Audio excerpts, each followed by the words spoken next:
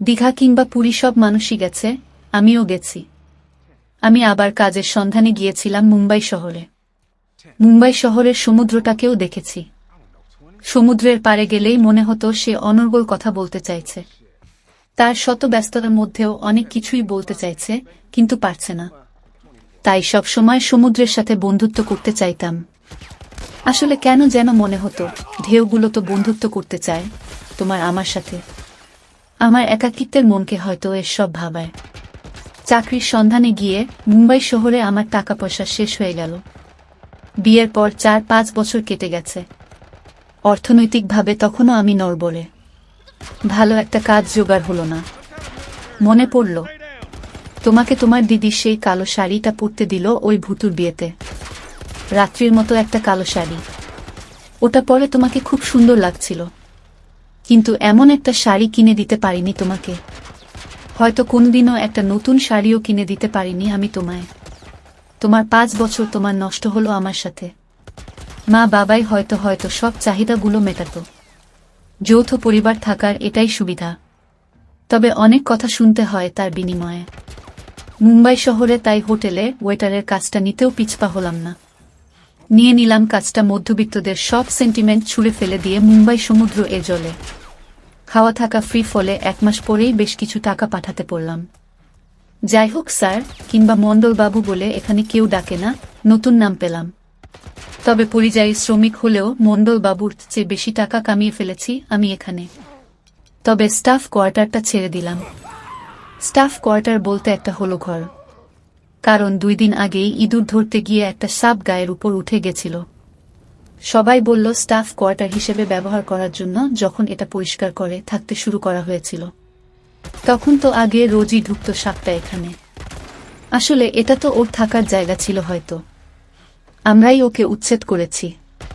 কাউকে এখনো কিছু করেনি ও। ও তো পেটের দায়ে এখানে ঢোকে। সাপটা বিষধর, কিন্তু ওরা কেউ ভয় পায় না। ওরা বলে সাপ নাকি খুব ভীতু প্রাণী। একটা লম্বা ঘর, 40-50 জন মানুষ গায়ে গায়ে শুয়ে আছে। ওখানে সাপ কেন? কোনো ব্রহ্মদৈত্যীর এখানে ঢোকার সাহস হবে না। মাস মাইনে পেয়েই ওই স্টাফ কোয়ার্টার ছাড়লাম আমি। কিন্তু ওটা ছাড়াই বোধহয় আমার সবচেয়ে বড় ভুল হলো।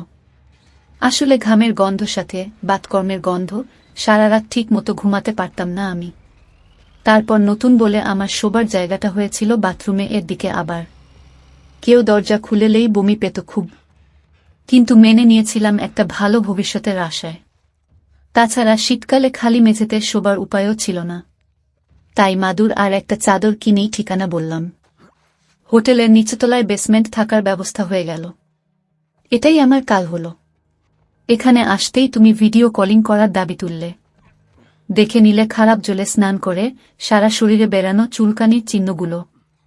তুমি বিশ্বাস করলে না আমি আর কয়েকটা মাস এখানে থাকলে একটা ভালো চাকরি জুটিয়ে নেব।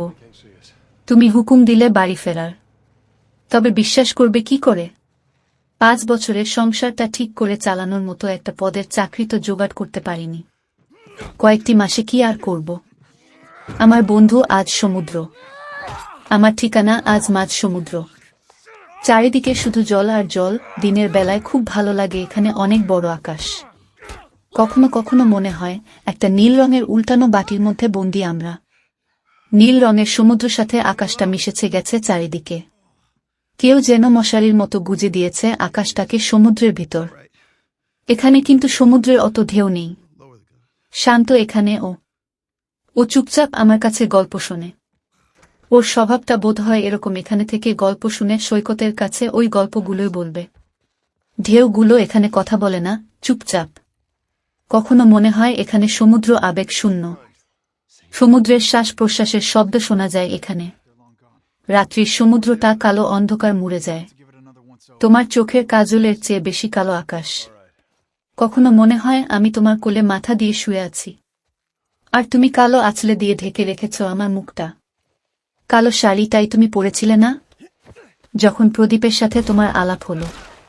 কালো শাড়িতে তোমাকে খুব মিষ্টি লাগে। প্রদীপের সাথে তোমার বন্ধুত্ব হলো। বন্ধু হয়ে তোমার দিকে সাহায্যের হাত বাড়িয়ে দিল।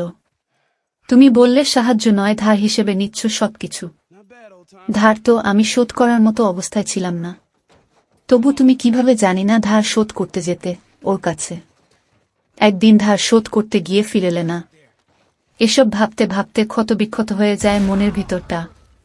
মনে হয় ফিরে যায় কোনো সমুদ্রের সৈকতে। ঢেউ যেখানে মুছে ফেলে জীবনের সব পুরনো গল্পগুলো, লিখতে চায় রোজ নতুন গল্প।